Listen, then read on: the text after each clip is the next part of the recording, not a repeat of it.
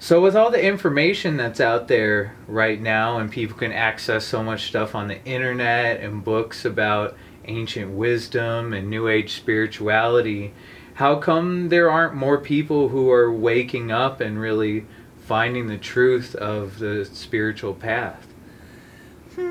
I think that overall probably there are more people these days than there were maybe 200 years ago and even 50 years ago.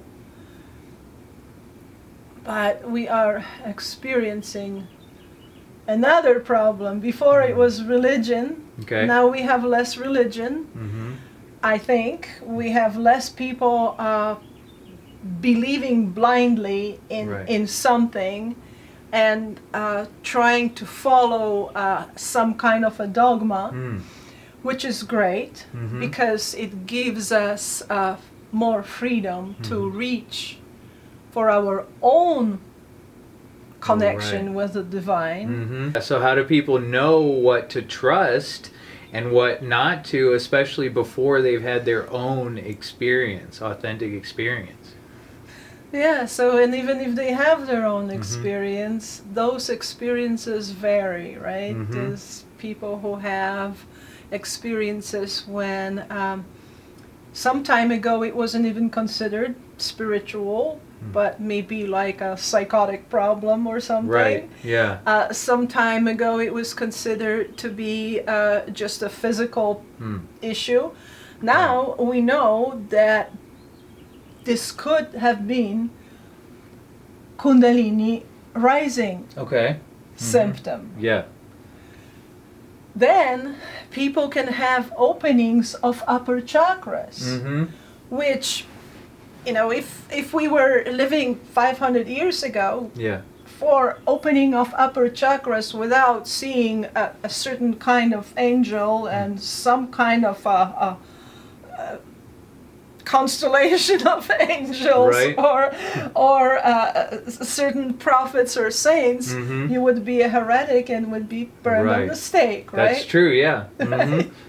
So now we are free to experience signs and insights that don't seem to be coming from our own mind or our own experience, but somewhere else. We can have visions.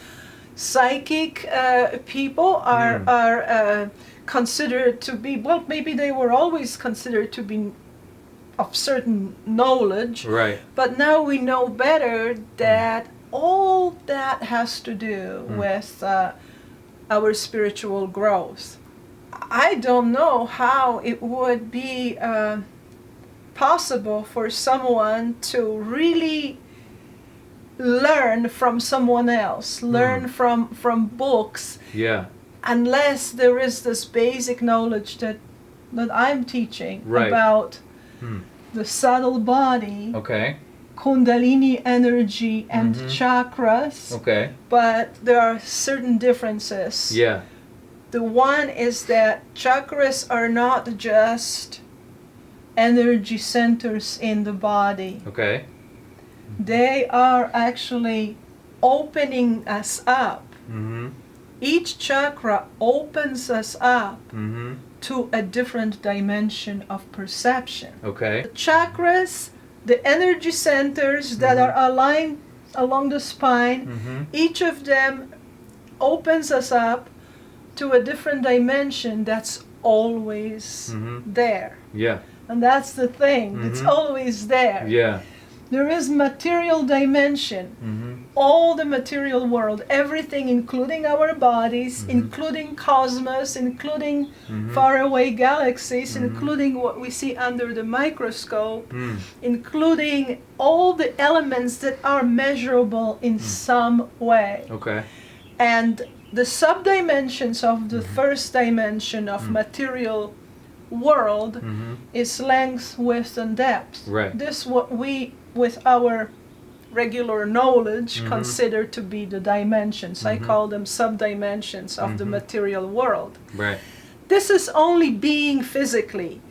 Above that is the emotional dimension that's also always there, and it operates on a different principle, right? Right. You can see the same sunset, Mm-hmm. and one person will be really happy about it, Yeah. and the other one will be crying. Mm-hmm. Yeah. So, so it's a range of emotions Mhm. that we experience, from the worst one to the most wonderful one. Yeah. Mhm. Above that is a mental world. That's the mental dimension. The Okay. solar plexus chakra is taking us there. And maybe I should mention, which is important, that this chakra, the second chakra, I only talk about emotions. I don't call it sexual and creative, because I, during my experience, was able to perceive that our consciousness becomes survival, sexual, and creative. So that's the nature of Kundalini itself. Okay. Right. And that second chakra opens us up to the emotional world. Okay. This is a big relief for everyone who would like to get into understanding chakras and relation with your own world with Right. with dimensions of chakras. We become, from being formless spirit, as soon as we enter the body that we create the subtle body, Right. create the whole being. Once it becomes physical, once it has that first dimension, it becomes attached to it. It wants it to survive. It wants to propagate. Right. And it wants to create. So Right. all souls are creative. We are all sexual. It doesn't matter which chakra, which dimension. We're all sexual. It only shows itself more in the first and the second dimension, and also in the third. But those because are it's right qualities of the Kundalini But itself. Those are, yes. And when it goes through the dimensions, those qualities can be associated with each one. Exactly. That's what you're saying. Right? Exactly. Okay. That's what I'm saying. Yeah. Yes. So yes, it's not yes. necessarily just the qualities of the second chakra. Exactly. Okay. So the second chakra is only emotional. Right. Let's go to the mind, Uh-huh. which is a huge obstacle for any kind of basically for spiritual enlightenment. Right. Yeah. You know, So for getting to the upper chakras, there's a big obstacle in the third chakra. Yes, Okay. because it's the mind and will. So it is put together, mind and will, because we want something and we figure out how to get it. Right. So this mind is goal oriented. It goes after a goal. If we want to survive, we want to make money. How do we do that? How do we go about it? What are we going to learn in order to earn a living? Right. So on. I mean, any kind of speculation, planning, strategizing has to do with using this mind. Okay. It's very logical. It's linear thinking. Right. Time oriented. It is time oriented, and it's because this dimension has a subdimension. Like the material dimension has subdimensions of length, width, and depth. The third dimension has a subdimension of time. So because of that, we can see our life in the span of historic span.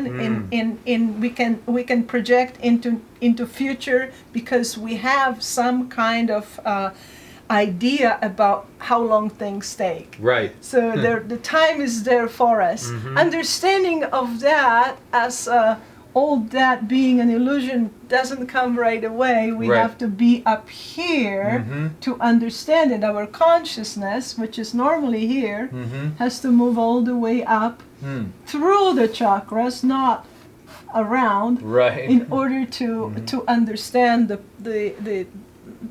the paradox Right. of time and no time. These first three chakras is what's called samsara, Right. which is the cycle of life and death. Mhm. And this is how we mostly experience life, through those first chakras, material, emotional, and mental.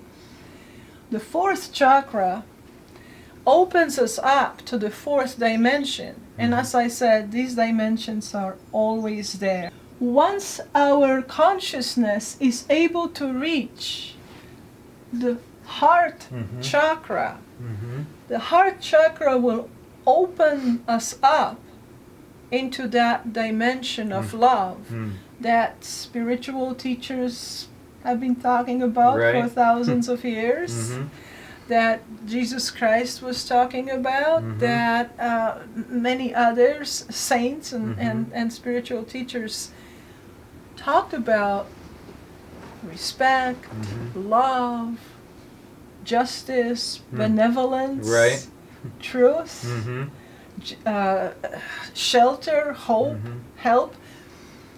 All the concepts that seem to be, especially in this world, kind of hard to put in. It's just hard to incorporate them, because our experience of this reality is a little different than this reality, the reality of love. To many people, even if they're religious, it seems unreal to love everything, right? Yeah, from a limited perspective. Yeah, because this mind is limited. Yeah. It's limited to those survival techniques that we have. It's limited to being goal oriented.